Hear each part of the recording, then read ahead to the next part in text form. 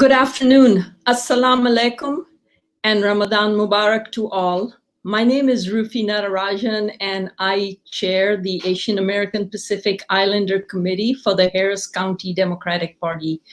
Welcome all to our first ever HCDP Ramadan event. Before we begin, we would like to thank all our sponsors for their generous contributions, helping make this event possible. I would also like to thank my amazing team who produced the technical magic to make sure these virtual events run smoothly. Benjamin Hernandez, Ariel Mendez, and Jael Casiano. Thank you guys for all that you do. Also, we will be taking a few questions at the end of the presentation. So if you have questions that you would like to ask, you can add them in the comments section on the right side of your screen. So we feel an event of this nature is very pertinent to Houston since we are the most diverse city in the country and the Asian Americans are the fastest growing immigrant population in America. Join us as we celebrate both the holy month of Ramadan and the Asian American Pacific Islander Month. Please help me welcome Imam Daniel Hernandez as he leads us in an opening prayer and tells us about some of the work he does for the Pearland Islamic Center. Imam Hernandez. Assalamu alaikum wa rahmatullah. May the peace and blessings of Allah be upon you all. In the name of Allah, we start Bismillah ar-Rahman ar-Rahim with the name of Allah and seeking His blessing. I would like to start with the recitation of the Quran, some of the verses pertaining to fasting and Ramadan. Allah, exalted is He, says in the Quran, يا أيها الذين آمنوا كتب عليكم الصيام كما كتب على الذين من قبلكم لعلكم تتقون. Allah says, I will say do the Arabic and then the English, inshallah. The other verse, Allah says, شهر رمضان الذي أنزل فيه القرآن هدى للناس وبينات من الهدى والفرقان. Allah says, O you who believe, fasting has been prescribed for you as it was prescribed to those before you, so that you perhaps can attain piety. Allah also says the month of Ramadan is the month in which the Quran was revealed. It is a guidance and it is a clear evidence of that guidance, and it is the distinguishing criterion between truth and falsehood.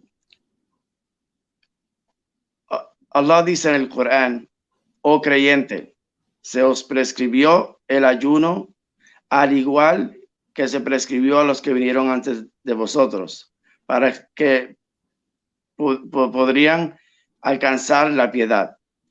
En el mes de Ramadán, el Corán fue revelado, un guía para la humanidad, una evidencia de esa guía y un criterio. Furthermore, to conclude, I would like to say that it is a blessing from Allah, from God, to give us this opportunity of Ramadan and coming together for this remembrance. In addition to that, the work that we do in the Pearland Islamic Center is one of working in and working out. Basically, civic engagement, in addition to that, interfaith and service to all our neighboring community, and through education, through awareness, and through also activism. So I ask Allah to bless you all with a fruitful month of Ramadan. Thank you for hosting this event. May Allah bless the organizers and all of the participants and all of the viewers as well. Thank you. Thank you, Imam. Thank you so much for that. And thank you for all that you do. At this time, I would like to ask Lily Schechter, Chair of the Harris County Democratic Party, to share a few words with us. Lily?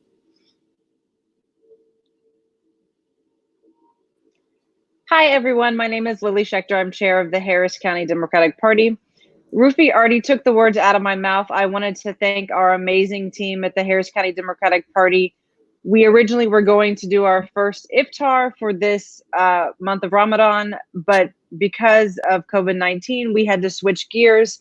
And because of our amazing co-chairs, Judge Rabeea Collier and Councilmember Leticia Plummer, they, along with Rufi Natarajan and Ariel and Jael and Benjamin, all came up with a much, what I think is an amazing and unique way for us to still embark on the spirit of the event we were going to do, but actually do something a little bit more meaningful.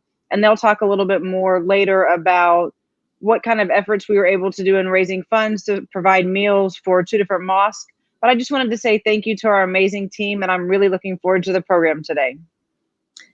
Thank you, Lily. And, we really are inspired by the leadership that you provide. So due to the generous contribution of our sponsors, we are providing 350 meals at 2 mosques in underserved communities. Jael is on location in 5th Ward. Let's see if we can get a live update from Jael. Jael, are you able to come on? Hi, Rufi. Yes. So we're here live at Masjid Al-Tawheed. They have loaded up the van with food, necessities for the community, and we're just waiting to get started and going into the community and distributing all of these items. And again, thank you so much to all the donors for your generosity. This wouldn't have been able to happen without your support. And also, I wanted to say that Census 2020 has also provided swag bags with all kinds of wonderful, things that they've put in there. We've also put voter registration cards in each one of those bags. So if anyone is not registered to vote, they can just use those self-sealing envelopes and get registered. So thank you, Jael. Our next panelist and co-chair for this event is Judge Rabeea Collier. She's the first Muslim state judge elected in Texas. Judge, take it away. Well, Ramadan Mubarak and happy Friday, everyone. First, let me start off by thanking the Harris County Democratic Party for taking real action to show that the Muslim community is not only a part of the fabric of Harris County, but we are welcome and needed to be joined in the political conversations and dialogues on very important issues that affect all of us. So thank you.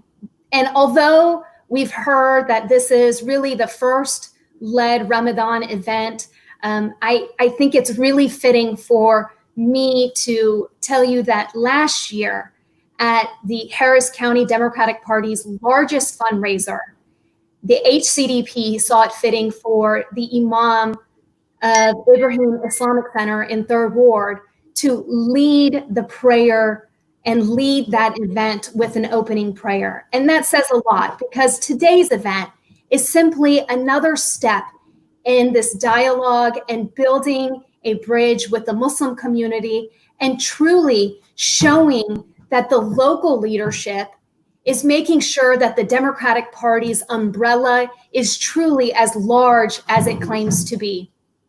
Thank you for everyone that's joining in on this very special event. It brings me such joy to co-host this event with Sister Councilmember Plummer. Ramadan has always been one of my favorite times of the year because it's a time for self-reflection, devotion, and a recommitment to serving mankind. It's been an honor and a pleasure serving you as your presiding judge of the 113th Judicial District Court. And when I was elected, I campaigned hard back in 2018 that I would work hard to bridge the gap between marginalized communities and the justice system. And since taking the bench, I'm happy to report that we've been doing just that.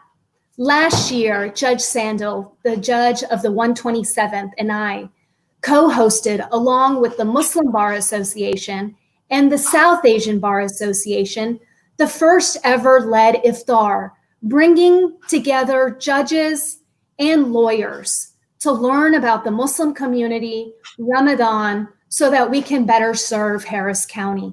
And really, the beauty of the event was seeing your elected officials, members of the judiciary of Harris County, coming together with bar leaders to learn about how Ramadan may affect their courtrooms so that we, as the judiciary in Harris County, can better serve you and Harris County. And interestingly enough, that same day, I was presiding over a jury trial that actually had a Muslim who was fasting. Before he was chosen to serve on that jury, he approached the bench. And he approached the bench with anxiety and concerns that he wanted to raise to me.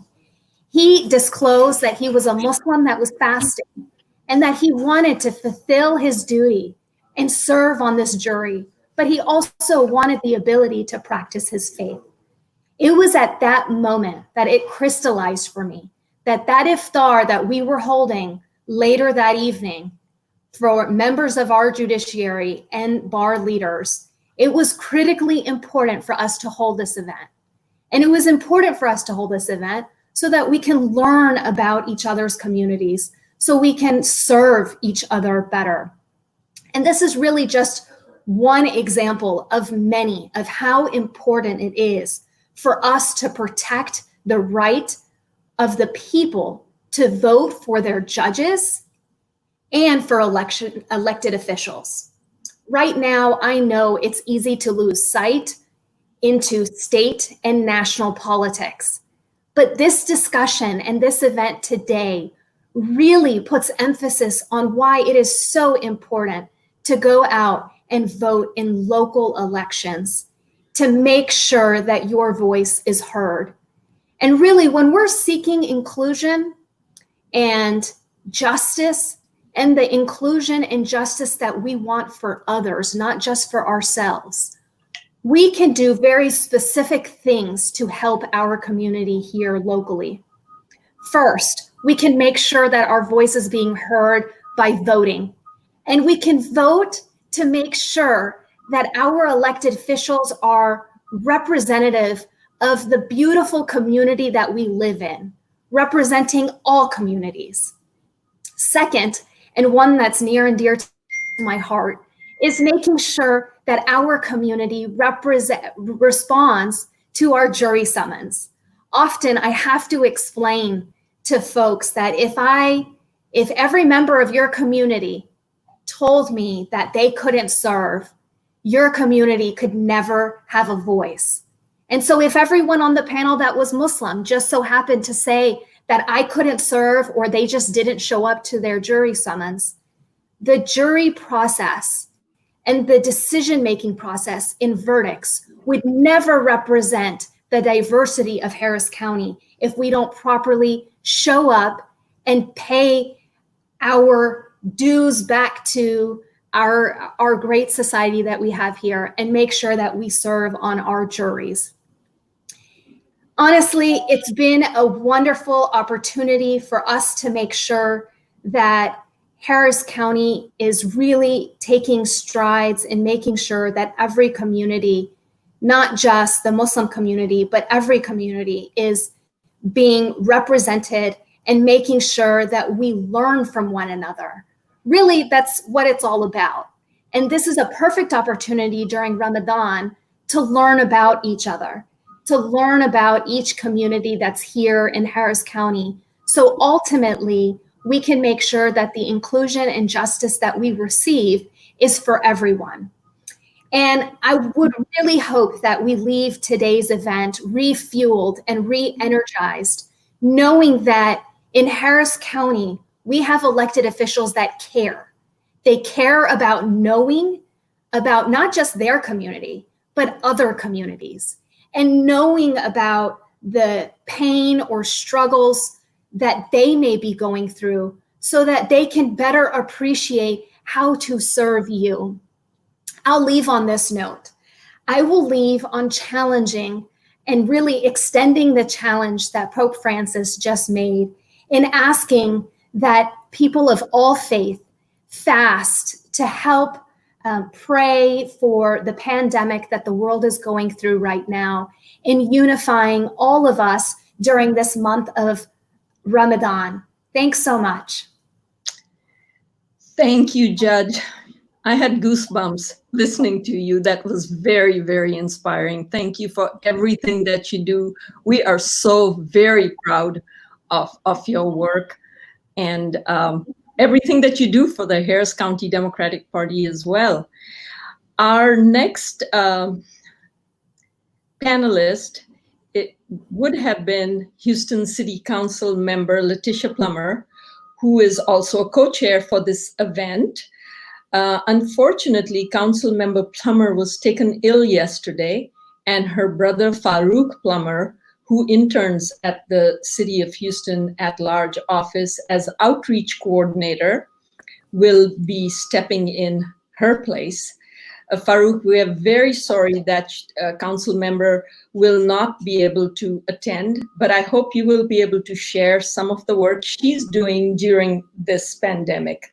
Absolutely. And I do apologize that she won't be able to attend because she's far prettier than I am on camera and in person.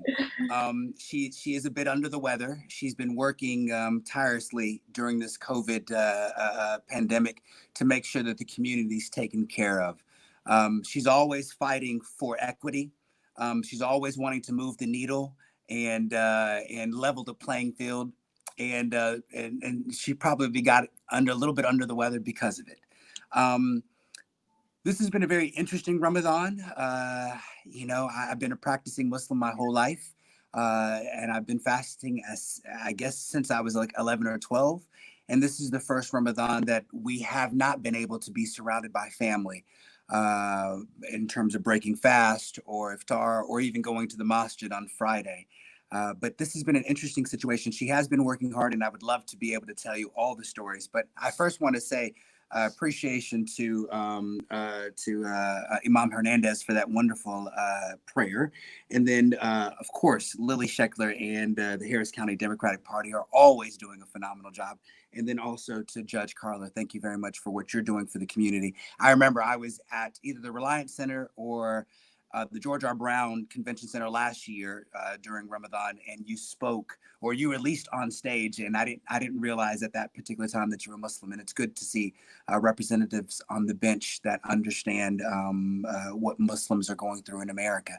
And as the brother of the first sitting city councilwoman in the state of Texas, I believe, it's a large responsibility that I think that we can step up to the plate and make sure that we truly make a difference in our community. So I would love to tell you some good things that she's doing. Go ahead. Oh, okay, cool. Yeah. You go ahead and share. Okay, yes, good. Absolutely. So one thing that I'm really proud of is that she's working on a concept called the pop-up kitchen, where she's raised $22,000. Most of them are from small donations. We did get a Steve Harvey donation of, I think it's upwards of $10,000 or a little bit less than that. And what we're doing is we're working with chefs, and chefs come to a location. We give them a budget of $400, and they're able to provide meals for 100 to 125 people. And so as of now, we have fed 5,000 people since the date of, I believe, of March 24th. We're always trying to figure out the best way that we can impact the community. Sometimes impacting the community does not necessarily come from politics. Sometimes it comes from being able to raise money and do what you're doing and motivating people to actually want to help. So the pop-up kitchen is something that we're really, really, truly proud of. We're there every single day. We partner up with a variety of different locations. So if you have a restaurant or if you're affiliated with the masjid that they're not using the kitchen, we would love to be able to have the pop-up kitchen come to your location and help in feeding the need of our first responders, for our senior citizens, for the young kids that normally get 3 meals a day that aren't, or sorry, 2 meals and a snack a day that aren't able to get that as easily as they were when they were in school.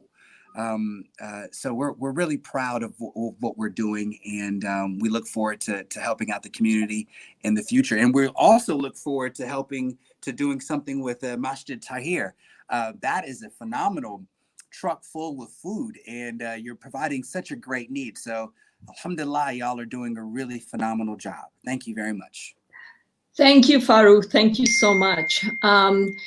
We are also honored to have Imam Tariq Shah with us today. He is the Director of Outreach and Interfaith for the Islamic Society of Greater Houston.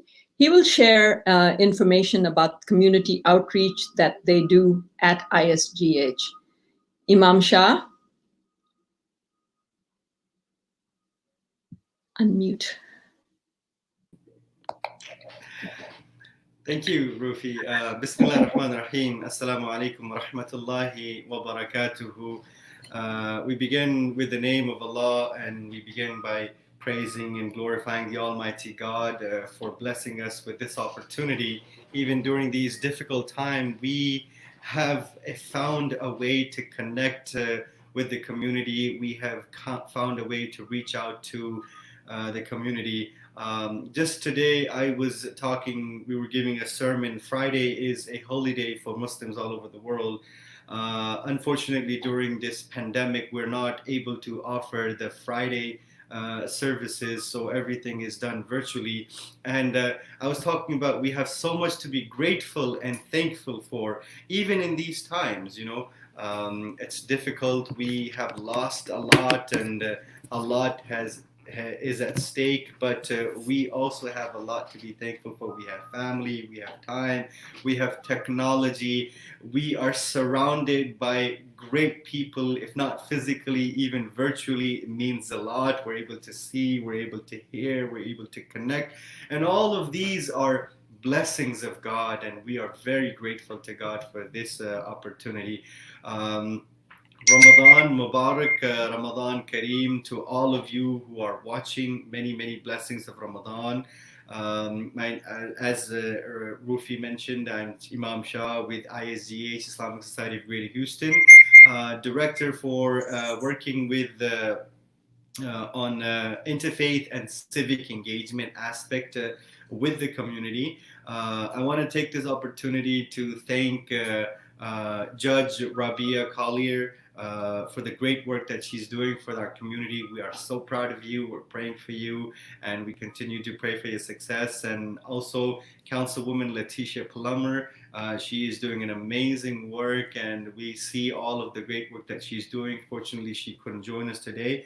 Thank you, Farouk, for stepping in and filling in for her. Nabila, Mansoor, thank you so much from EMGAGE. We really need that in the community, and we pray that God bless you and your family. And of course, Lily, thank you so much for joining us. Rufi and the entire team behind the scenes, who've done an amazing job and amazing work for putting this together. So much planning, so much work. God bless all of you. Well, when it comes to civic engagement and some of the activities that ISGH, Islamic Society, is doing, so far we have distributed over 1,400 boxes.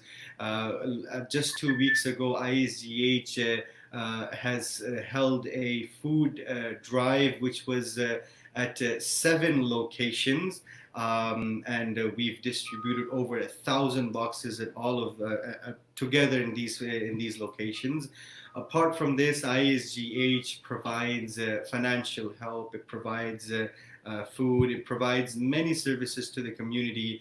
At this time, ISGH has set up a hotline, and you can go to ISGH website, isgh.org, and get all of the information regarding what the Muslim community is doing for everyone, for the entire society during these times. There's so much for me to share, but I'm sure not everything can be covered. So the best thing I would say is take a moment to just visit our website, isgh.org, or on Facebook. You can just go search Islamic Society of Greater Houston, like our page, and you will see all of the activities that the Muslim community or the Muslim leadership is doing for everyone.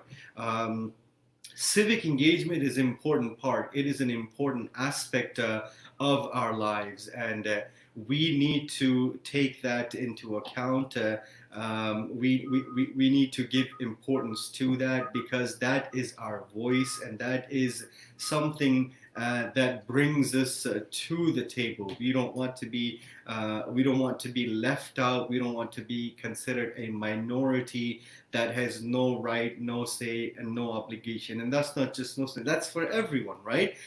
When it comes to Islam, it goes the same way. We study the teachings of the Quran and the Sunnah of Prophet Muhammad, and all of the prophets and messengers of God, including, Jesus, Moses, Noah, Abraham. All of them were active. They were before prophets, before ambassadors of God, before everyone else. They were all activists. They cared for the people. They were concerned about the well-being of the people. They were concerned about the rights of minorities.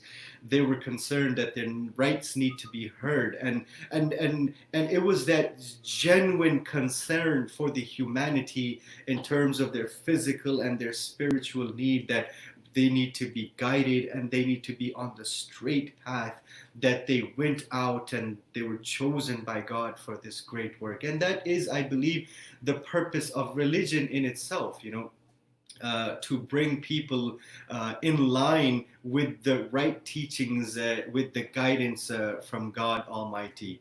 We find ourselves in this beautiful month of Ramadan, celebrating Ramadan. I wanted to share 2-3 minutes about this as well. Ramadan is a month of fasting. It is a month in which the Muslims fast every single day, consecutively for 30 days, from sunrise to sunset. That's about 5:15 in the morning, Houston time, of course. At 5:15 we start, no eating, no drinking, not even water, up until the evening around 8 p.m. nowadays. So that's quite a long time, and it's getting hot.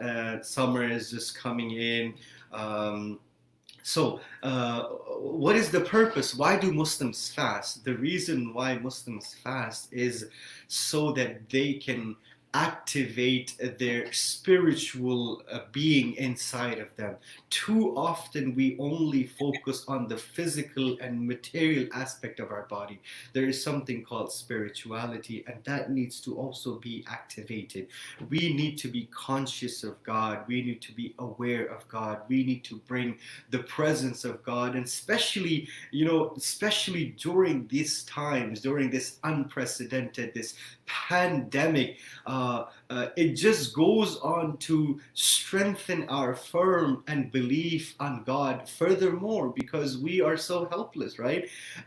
We have done so much. It's been almost 6 weeks, almost into 2 months now, that the lockdown have started, and there's really no control on it. The city's opening up, everything's opening up, but the cases have not really gone down. It remains the same. It goes to show that how weak we are and how much God is in control, and we don't have anything in our control, right? Something that is not even seen with a naked eye. You need a telescope to see it, right? It's affected the entire humanity, everyone all over the world.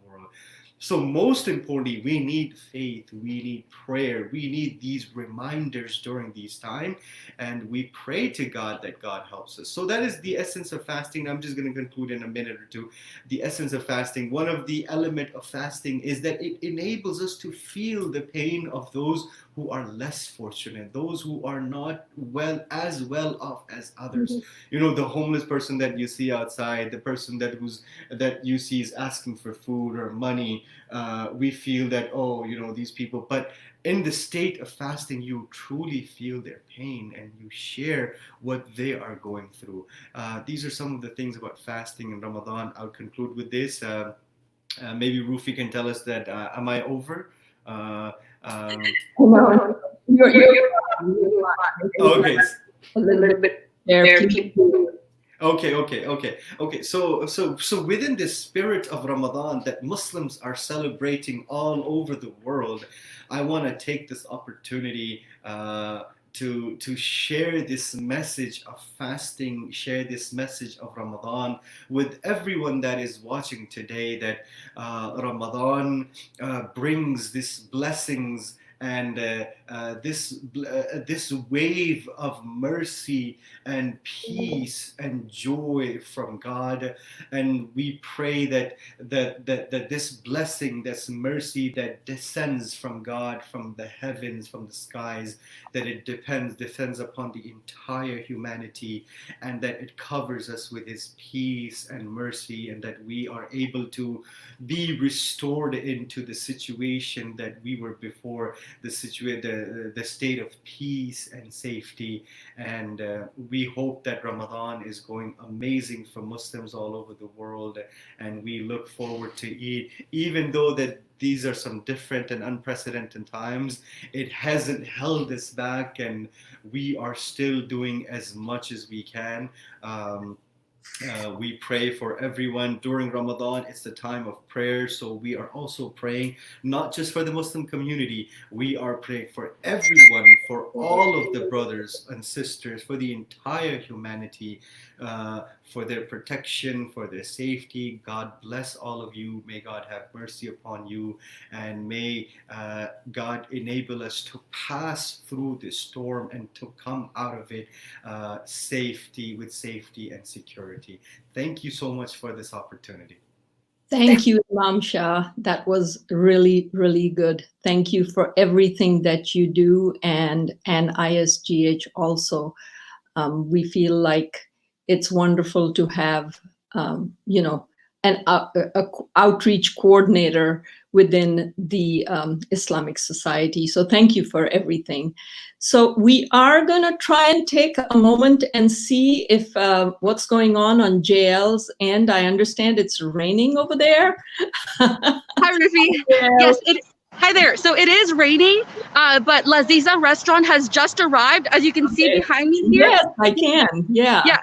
They are loading up with more food on the buses. And, in a few moments, we will be heading out to the community to make sure that people are able to receive these resources. Wonderful, wonderful. Thank you so much. Thanks, Jael. Thanks for everything that you do. So we'll talk with you later.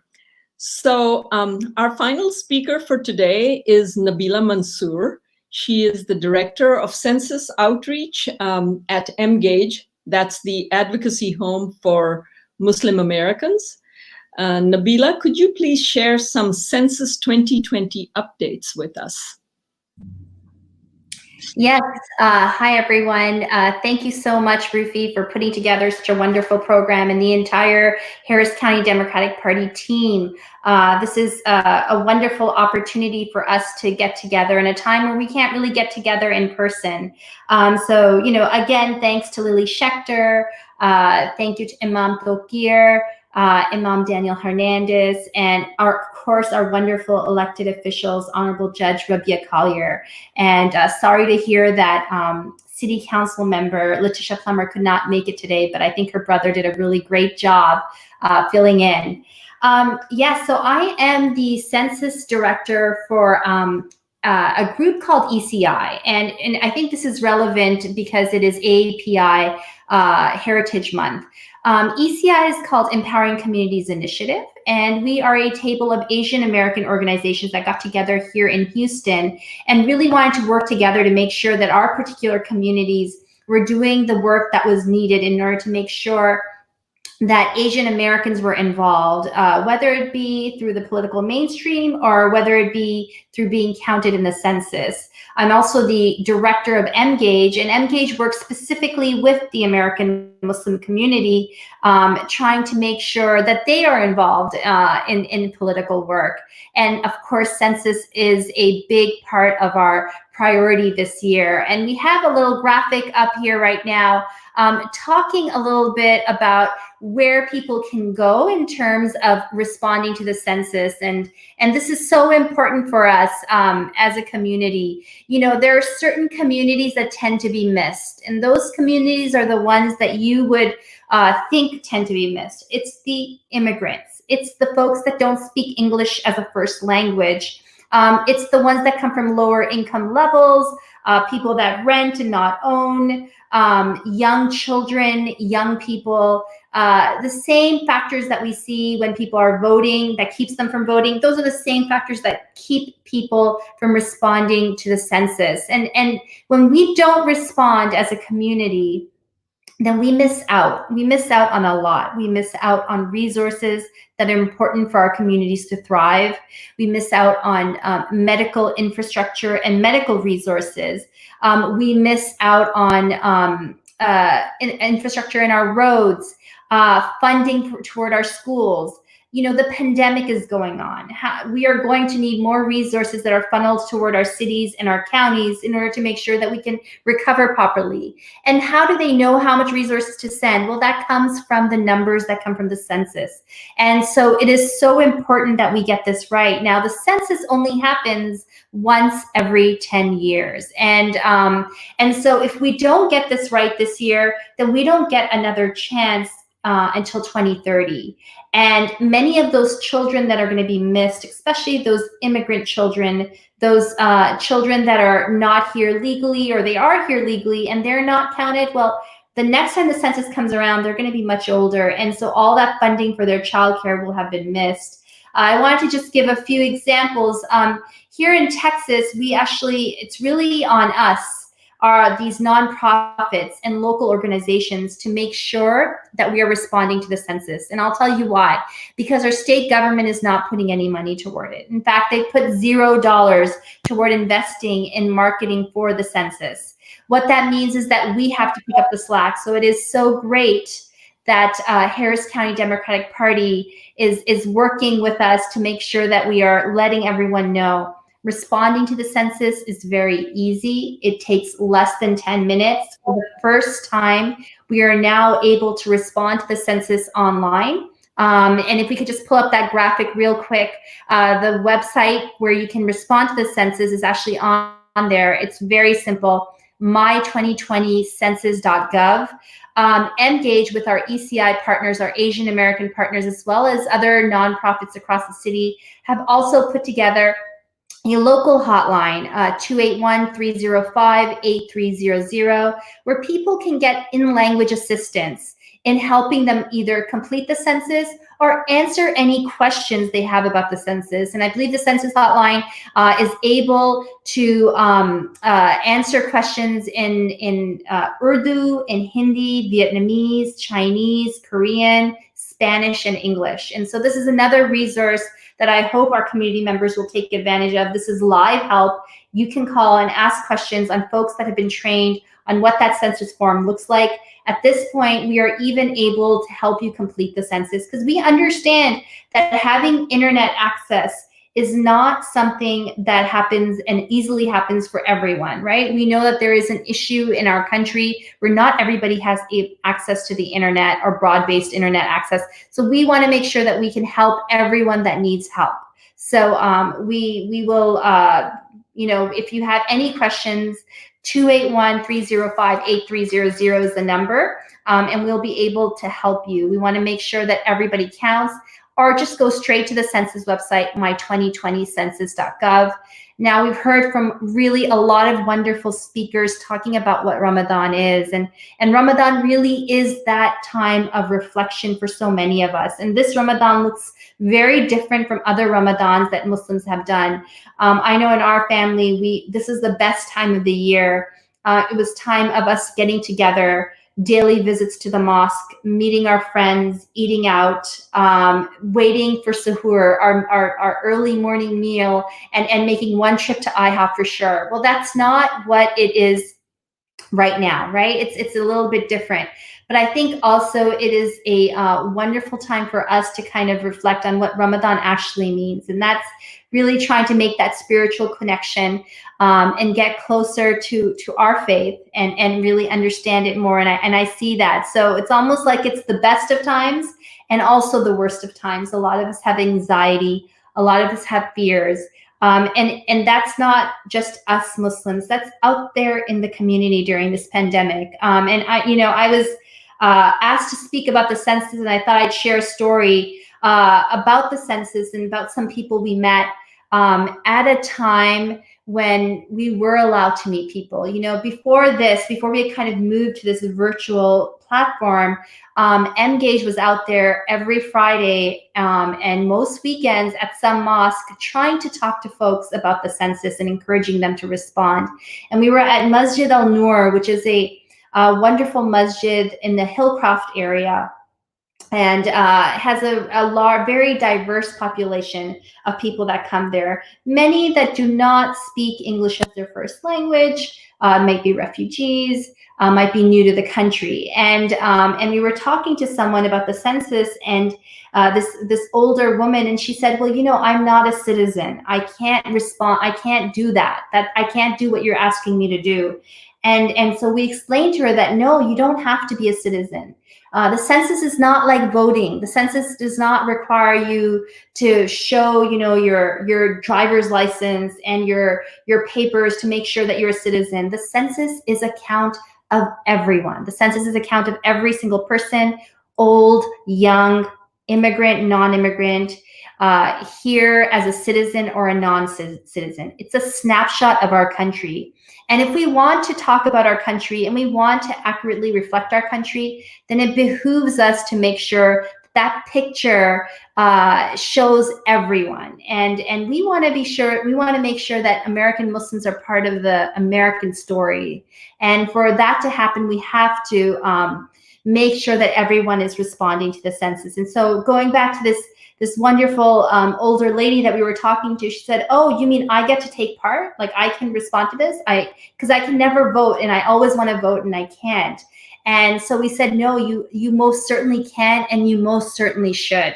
And the smile on her face was so special, and it really imparted how important it is for people to feel like they are seen and for people to feel like they are heard.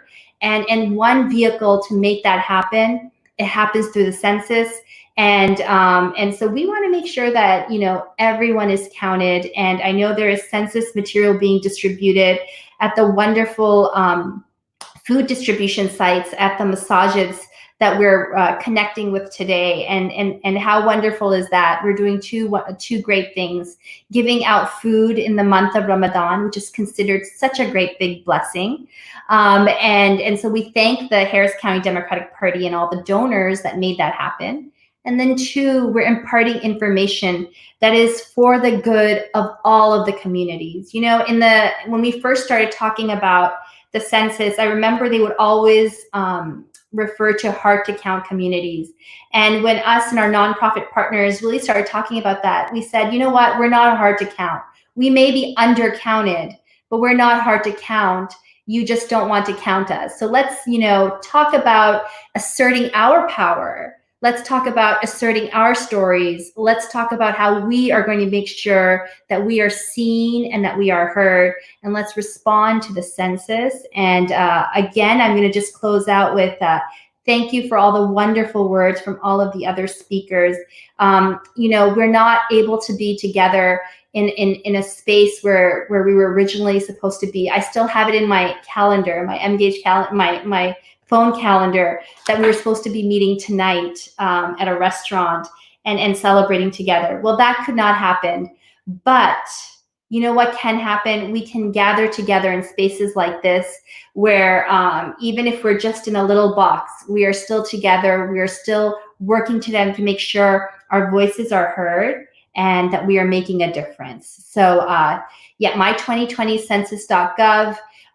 Please do make sure that you refer, not only you count yourself and your household, but anyone else. And if anyone needs help, please do not hesitate to share a number of our census hotline, which is 281-305-8300. Our voices are stronger when we get counted. So thank you, Rufi, for this wonderful program. Really do appreciate it. Thank you, Nabila. Thank you so much for that. And we are going to actually take some questions, but I would like to take this opportunity also once again to thank all our sponsors and our panelists for helping make this such an amazing and successful event today. We have some questions here that we would like to ask. And the very first one is for you, Nabila. It is, how does an undercount or an overcount impact a community? Could you speak specifically about the challenges of undercounting in diverse, underserved communities? Yeah, no, that's a great question. Yeah, how does an undercount affect our communities? Well, 2020 is when our census happens. 2021 is when we do the redistricting. And redistricting is very important. I'm sure many of you in the Harris County Democratic Party are also talking about this. And redistricting, we want it to be as fair as possible. We want those lines when they cut those districts that represent all of us. We want those to represent all of us as we actually are and not just on paper. And so when undercounted communities are not responding, well, guess what? When they're redistricting those lines and making sure those lines, both on the local, state, and national level, by the way, there's redistricting done in 2021 on all of those levels. We will not be represented, and we could be victims of gerrymandering. We know that's a big issue where the elected officials get to decide who their voters are, as opposed to the voters getting to decide who their elected officials are. And so one way we combat that is to make sure that we have an accurate count of the undercounted communities, so we can have fair districts that represent us. I didn't mention this earlier, but the timeline of the census has also changed because of COVID-19. So we have actually until the end of October to respond. I mean, that doesn't respond right now as soon as you can, but because it's going to be at the end of October, everything else gets elongated. And so we're working very hard with our nonprofit partners to make sure that when that redistricting happens, we're able to use the right data. And that's going to happen here in the state of Texas in next year's legislative session. And that legislative session happens in May. If they don't get the results of the census from the Census Bureau until after that, then what does that mean for undercounted communities that want to have more share of their power? And we want to make sure that everybody has power, right? That's why a lot of us are doing the work we're doing. We want to make sure that we see justice when we are talking about our elected officials and the folks they represent. And so so we're working really hard with our national partners to make sure that our new census data is incorporated when they're redistricting. So that's just one example, but it goes down the line. Everything from SNAP, Medicare, resources that are going to come to make sure that our streets are paved well, that our hospitals are funded, that our schools have money for school lunches. All of that comes from the census, and we know that the communities that need that the most are undercounted. And there was a question about the overcount.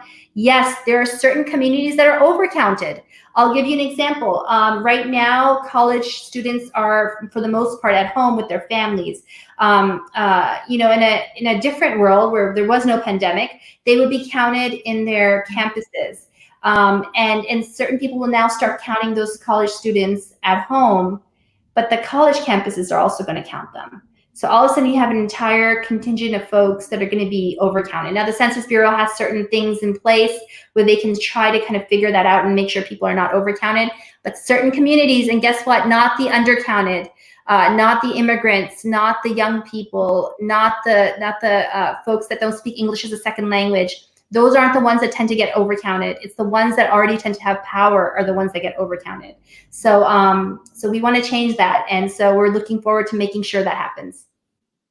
Well, thank you so much for that. So now we have a question that has come up for both Imam Shah and Imam Hernandez. If both of you could give us some specific examples of the challenges you face in dealing with your centers. And also, I mean, I know there's one of you that deals with all the centers, but is it difficult to celebrate Ramadan during COVID-19? Because there's so many things that you can't do. I'd like both of you to kind of come in on that. Yes, absolutely. I think that Ramadan is the most important time of the year. It's kind of like Christmas for Muslims. It's a very special time. It's you know, we look forward to Ramadan, and then as Ramadan ends, we look forward to Eid. It's like the major and the biggest holiday, or the season of prayers and service for the Muslim community. So not being able to go to the center, not being able to attend the social gatherings, most of the people would spend more time at their mosques and their centers than they would probably at home in the month of Ramadan, because of so much going on at our mosque and our centers. But unfortunately, during this COVID situation and this quarantine, no one is able to, we're not able to go to the masjid. The community is really sad. It's a very sad situation. And you know, people just keep asking, do you think that it will happen, that the centers might open in the last half of Ramadan? Or how about the last 10 days? What about Eid? Do you think there is a way we can pray Eid at the mosque, you know? Or how about maybe just like, okay, not inside the building, maybe just outside in the parking lot. So even today, I mean, I was at the mosque and we were having this conversation, and some people were just very eager to get back and excited and looking forward to it. And so we truly miss that social gathering. And Ramadan is a lot about social gathering. We do iftars, we do events.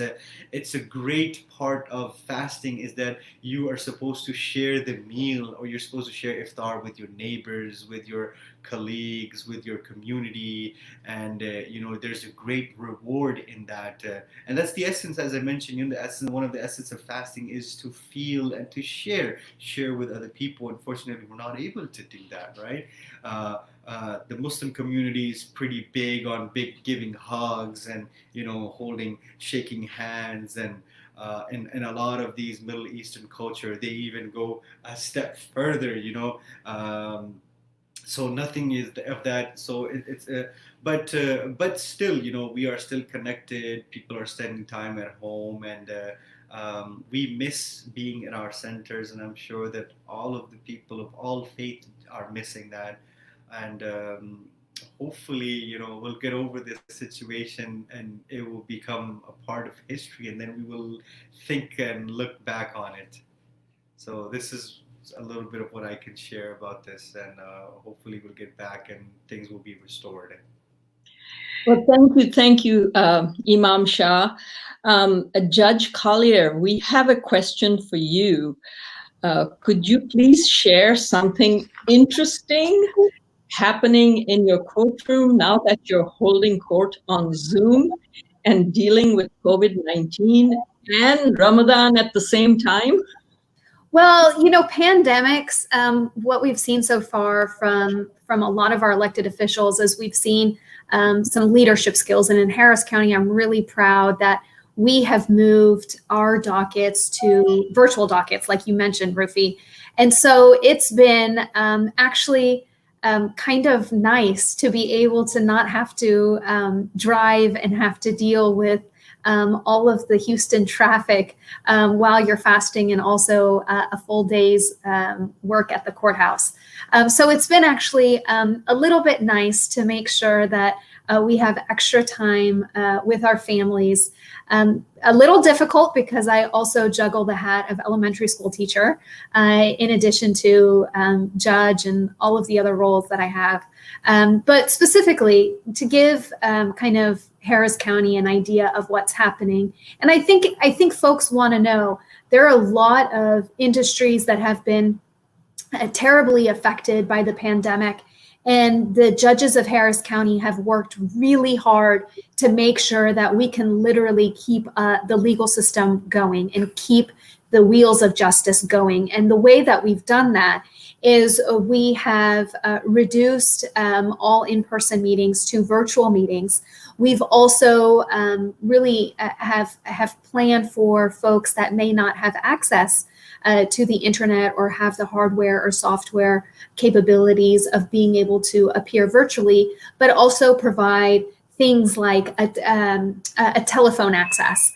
So other ways to make sure that anyone that has some connection or need to have some type of access to the courthouse, that they have that access.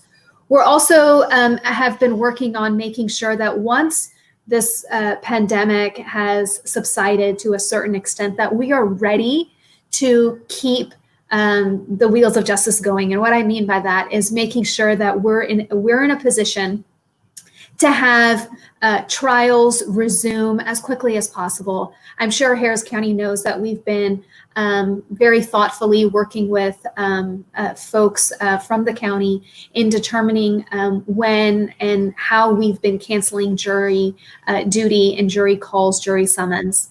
And so we're working very hard to come up with the procedures that are necessary so that when we resume, it's safe to do so, and Harris County residents should feel safe doing that. The criminal courts, the 8 criminal courts that are physically open right now already have plexiglass put up to help with making sure that it's a safe environment. The judges have already been discussing ways to sanitize, face coverings to protect the public when they're serving and fulfilling their jury duty service to the community. There's just a lot of things that are going on other than just virtual hearings, which is really important because we need to make sure that cases move. A lot of the cases on our docket settle, but the worst thing to settlement is really not having access to the court and not having access to the judge when you need those rulings. So being able to have a seamless transition in the 113th, we went from in-person hearings directly into a telephone docket and now into a Zoom virtual hearing, and without skipping a beat. And so we're making sure that we are providing this necessary service and making sure that at least the legal community, we're continuing that industry, because we know that so many industries are hurting so bad right now. Anything we can do to continue working is important so that other Harris County residents can continue working. Thank you. That's very, very interesting to hear that. So Farouk, we had some questions for council member, but let's see if I can do this. Okay. Okay. So what is the city council been doing to ensure the safety of Houstonians during this time? Well, I think the city has been doing as much as we possibly can. We're trying to provide as many avenues for individuals to get tested. We're trying to provide face masks, and we're definitely trying to make sure that we feed the need in terms of hungry individuals. We've been working closely with the Houston Food Bank into making sure that that people are getting what they need, not necessarily what they want at all times, but we're really working at. I know sometimes we look at city as we're a nimble organization, but unfortunately, it takes a long time for the city to move as efficiently as we'd like it to be. This is not small business, so therefore there's a lot of things that we have to make sure that we have to dot our I's and cross our T's to the best of our ability. But one thing that we just recently did that we're proud of, although we didn't like necessarily the number of $15 million, we wanted to increase the number a little bit more in terms of rental and landlord relief. So folks won't be evicted or kicked out of their house or off their property because of failure to pay. Also, we worked on making sure they won't be penalized or their credits won't be destroyed because they might not be employed at this current time and they possibly can't pay their bills. One thing that we're also working on for next council is a small business reassurance. We're trying to figure out how we can come up with money for small businesses to be able to operate and keep their doors open and provide to the community like they've been doing in the past. This COVID situation has been very unfair. But I think that if we work together and we continue to be strong, I believe we'll be able to get out of this not unscathed, but healthy and trying to figure out how we can make a future for our city. Thank you so much for that. And with that, I think we are coming to the end of our program. One more time, we would like to thank all our panelists, for all the work that you have put into making this a successful event. And of course, to all our sponsors, without whom we could not have possibly done the food distribution that we are doing. Thank you so much, everyone. Ramadan Mubarak. Ramadan Mubarak. Ramadan Mubarak. Ramadan Mubarak, everyone. Thank you. Ramadan Mubarak.